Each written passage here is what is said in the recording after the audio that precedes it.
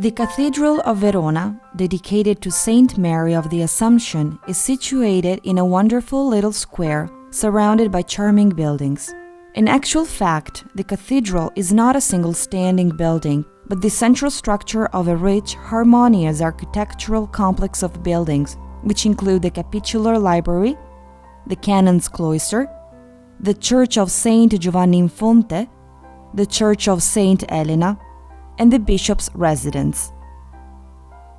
The cathedral is a typical example of Veronese Romanesque style and was built in the 12th century, but has undergone many reconstructions and modifications, both on the inside and outside. As the bell tower testifies, even today it is still without cusp. On the facade, the columns of the double porch are held up by two griffins. Above them are sculpted the figures of Saint John the Evangelist and Saint John the Baptist. The latter is pointing to the Lamb of God on the top of the arch. On both sides of the portal there are carvings of two armed warriors that guard the entrance.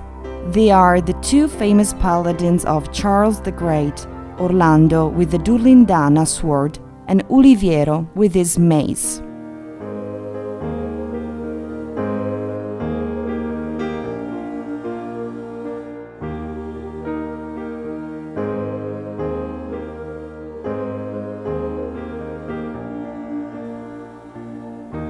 Admirable altarpieces adorn the lateral chapels, but the most famous is the beautiful Assumption by Titian, which can be found in the Nicesola chapel, in the left nave. The Madonna rises to heaven while stunned and deeply moved apostles are opening the empty sepulchre in attendance to the miracle. At the end of the same nave, through the door under the organ, there is the little passage that leads to the church of Saint Elena and Saint Giovanni in Fonte. The church of Saint Giovanni in Fonte, rebuilt after the earthquake in 1117, is so called because the octagonal baptismal font is placed in the center.